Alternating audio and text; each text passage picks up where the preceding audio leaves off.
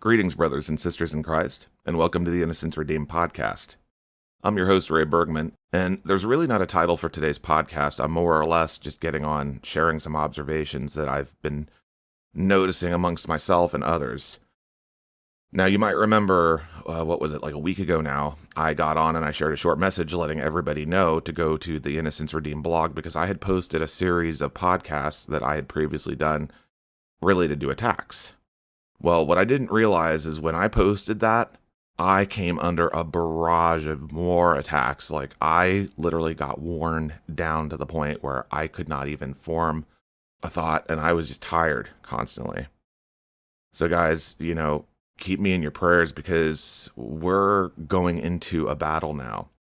But I believe that they're not just attacks. I believe right now that our faith is being really stretched because I'm seeing patience tests. I'm seeing just those waiting for their next move. Like, what's their next answer? What is the next thing that they're supposed to do?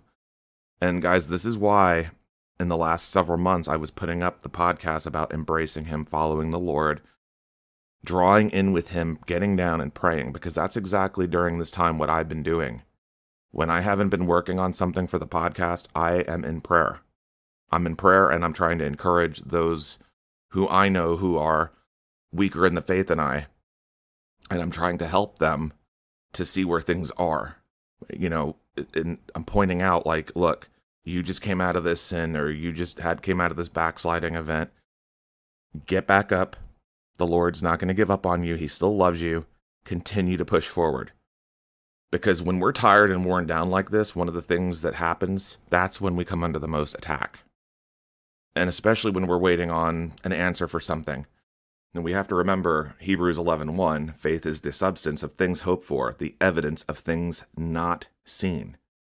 So many of you are in a situation where you have gotten a leading that something's going to come through, like the Lord's going to come through for you in some way or another, or that you're waiting for your next direction, like marching orders, if you will, because he's going to give his soldiers marching orders for these times. And you're getting worn down and tired because you're wondering, and these can be attacks of frustration. This is when the enemy comes in and tries to convince us and fill us with doubt that the Lord's not going to come through, or he'll try to tempt us to go into old sins, and for some people, he'll even tempt them to go back into the world altogether. And, let me try to encourage you, do not do that, okay? I know it's hard, but you have to continue to push forward. And some days you'll be doing that in tears. Some days things will not make sense.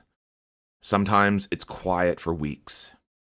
But this is what I talked about with the Wilderness podcast I was talking about. It's like we'll think that things are breaking down in our lives and we don't understand why certain things are happening. Well, it's because the Lord is getting us prepared. And for those who think that they're going to get out of here on the rapture ride, well, let them have that. If that's what they want to hold on to and they don't want to do anything and they don't want to get ready, and they just want to go to church once a week, let them do that. And they're going to live their lives and be in the world.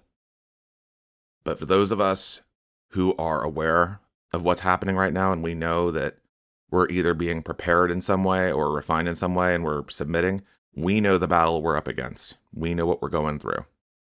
Because he does not build our strength in this way unless he's preparing us for something, okay? And what you have to think about is when our faith is stretched, it's building patience.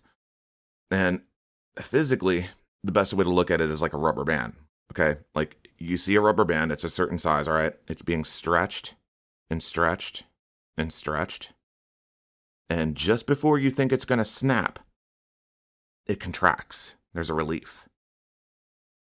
But it never bends back to the same way it used to be, okay? It's then out of shape, it's stretched bigger, okay? Then it begins to stretch again. So it'll contract and there's a reprieve. So you can rest a little bit, and then it starts to stretch again. Stretch, stretch, stretch, stretch. And then it contracts, but it's bigger. So think of that in the way in which your faith is being built when you're waiting, okay? And you want to continue to pray during these times. Don't stop praying. Remember, Paul said, never stop praying. And that's the hardest thing to do. When you feel worn down, you literally feel like you do not want to pray. Like sometimes it's all you can do, even just to mutter some words. It's like some people even do the sigh. It's said that the Spirit intercedes for us in groans. That's what that means.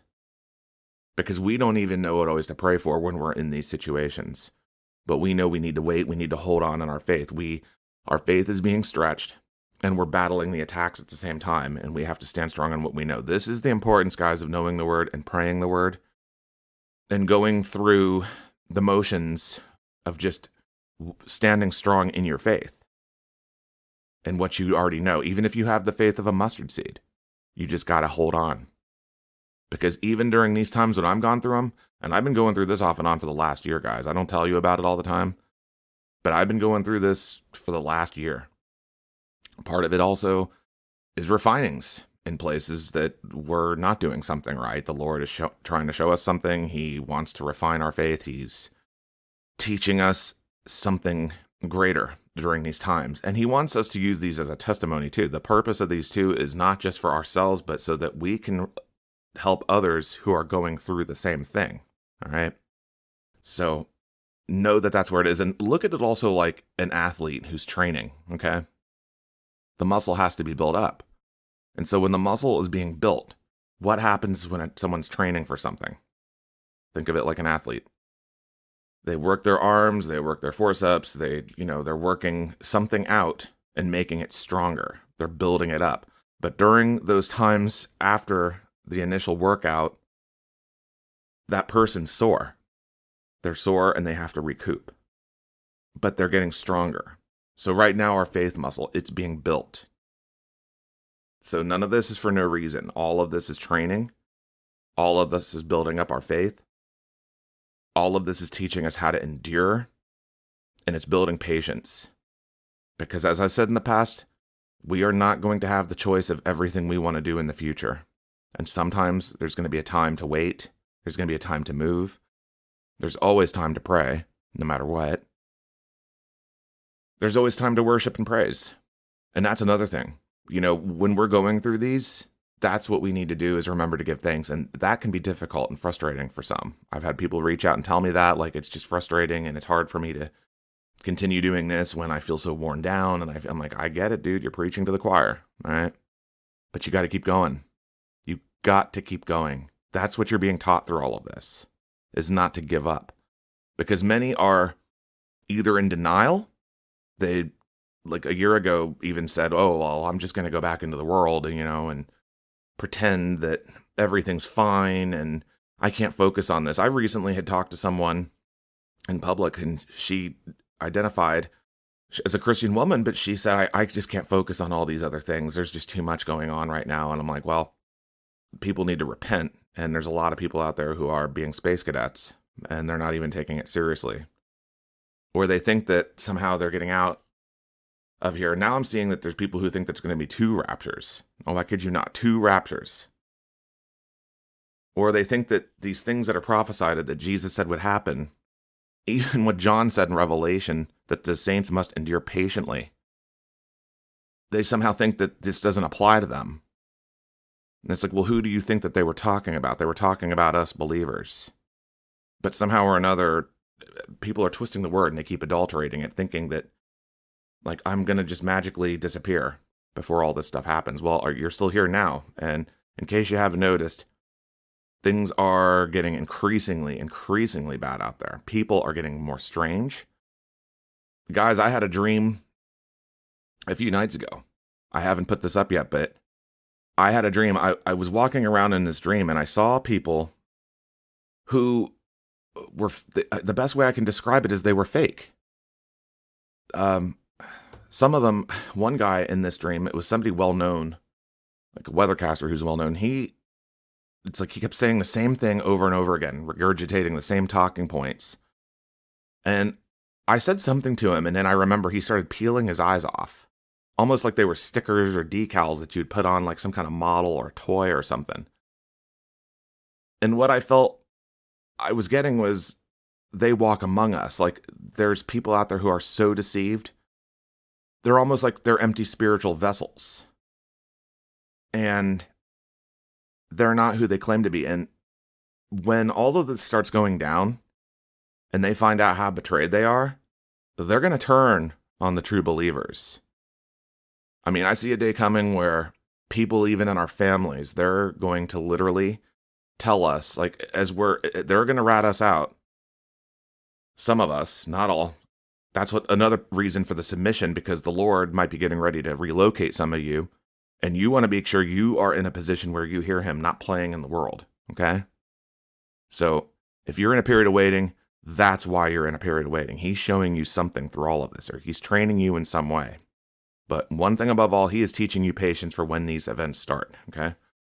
Because what I saw, or what I could see, is people ratting one another out, even Christians. And what they'll do is they'll be apologizing to the person being led into captivity, saying, "Oh, I'm sorry, I had to do it. I had to do it. I had to do it." And they won't have any second thought about it. That's why I've mentioned before, Jesus said the day would come where those who will kill or have you arrested think that they're doing God a favor. Because there's people out there who literally believe we're evil and that they're the good ones. And it's important to realize that part of this is so that when these events occur, you're not tempted to fall away, and you're not tempted to betray the Lord in your faith or take something like a mark for a bowl of lentils. Think about when Jesus was in the wilderness, okay? We can read Matthew 4, when he was tempted. Starting on verse 1, "Then Jesus was led by the Spirit into the wilderness to be tempted there by the devil. For 40 days and 40 nights he fasted and became very hungry.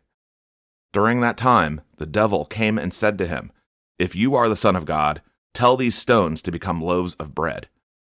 But Jesus told him, 'No, the scriptures say people do not live by bread alone, but by every word that comes from the mouth of God.'" And that's key right there, because when we pray, we need to make sure that we're praying the word. This is another reason why I have certain specific prayers up on my site.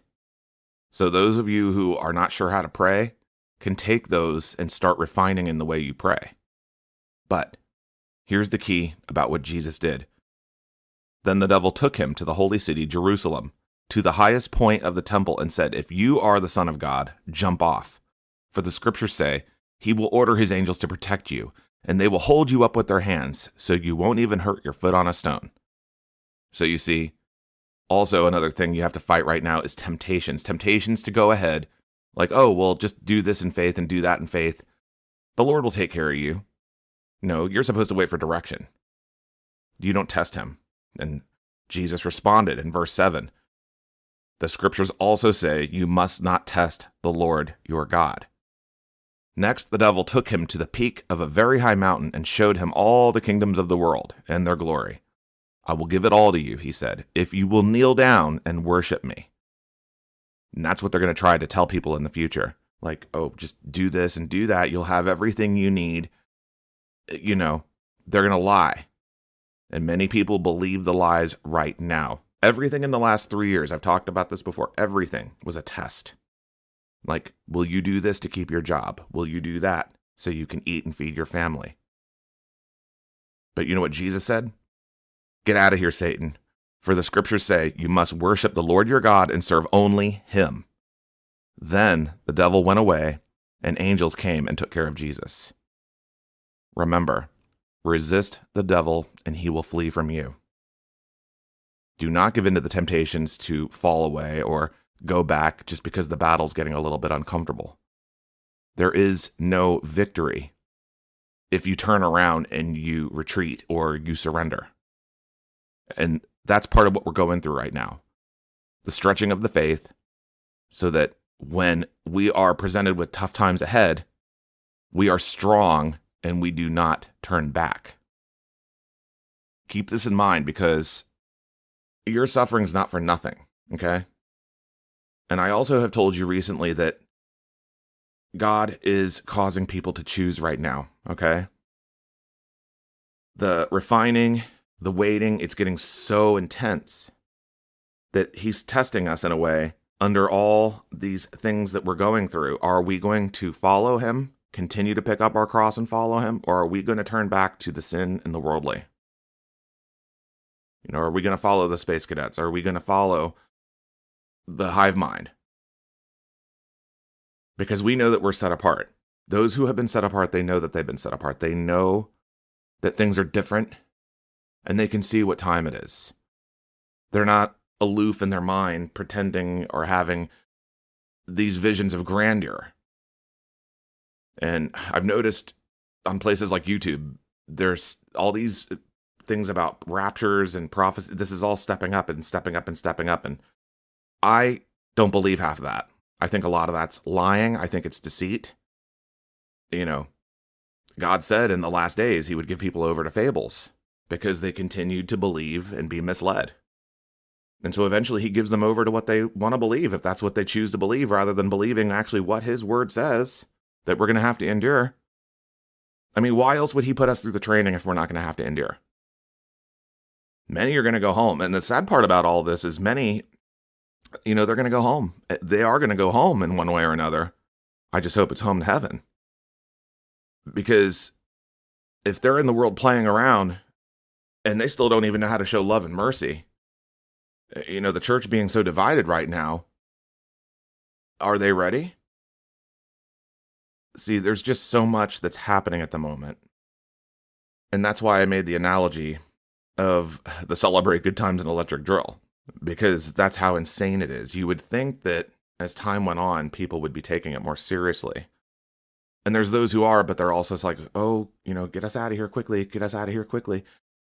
And it's leading people either into inaction, or it's just causing them to it's making them passive. Whereas they think that they're built up better than they really are. And then when this all starts and they find out that they're still going to be here yet for a time and go through these things, that they're ready. But are they ready? Are we ready? There is always, always, always more work to be done. And we can always help somebody else. If you see somebody who's struggling in their faith, don't sit like a statue and not help them, okay? Because there are a lot of people in bad situations right now. There are people who are in situations of abuse. They're waiting to be moved. They're waiting to go to an area of refuge. There are people out there suffering. And if you can give a testimony, if you can lend a helping hand, if you can tell them something about yourself that helps them to put down their sin and put it into perspective, then do it. Occupy. Be the hands and feet of Jesus. Don't think that I'm too good to help anybody. There comes a time where we have to go quiet, all right? There does come a time of silence, but we need to continue doing what we're supposed to do while we can. And so, aside from prayer, that's what I've been doing behind the scenes as well. I'm trying to encourage others, don't give up. Don't give up. But I also see the times upon us. And part of it, guys, is I've been getting some rest because it's needed. We have a battle ahead of us. I've come on here, I've shared many, many times what we need to be doing, and it doesn't change. I'm not changing my stance on it. If you need to look up a certain topic, go back through the archives. I mean, I'm not saying that there won't be any new content coming out, but what I'm saying is right now, I'm in a period of drawing in. And really, that's what all of us need to be doing. Not running to and fro, expecting that, oh, well, I can't do this, or I can't do that, or I can't worry. It's like you need to be preparing. You need to be in prayer. Never stop praying. Seek what the Lord is trying to show you if you're in a situation that's similar. Because everybody I'm talking to is being refined in some way. And a lot of it right now I'm noticing is patience. So that's why I use the analogy of the rubber band being stretched and the athlete working out. Because that's how it's done. It's a little at a time. Then there's a brief reprieve. Then a little more. Then a brief reprieve. So I'm not sure what I'll have for my next podcast, guys, but I wanted to get on and give you something and just let you know that I'm going through it just as much as you are. And I know that people are going through this, several are, because everybody around me is going through it. But at the same time, when I've interacted with those out in the public, I'm noticing that it's like they almost know something's wrong, but they don't know what. And then if you try to talk to them, it's like they just act like they don't want to talk to you. And all you can do is just keep doing what you got to do. Do what you know the Lord is leading you to do. But don't listen to the enemy's lies like, oh, God doesn't care about you, or he's never going to come through for you, because that's not true. God is working out a plan. And I did a podcast not long ago called Through It All, God Has a Plan. I believe it was last year, like around maybe September, October last year. So you might go back and listen to that, guys. All right. Stay vigilant. Keep your sword sharpened. Keep on the whole armor of God. Keep praying. And until next time, may Jesus bless you all, guys. Take care of yourselves out there.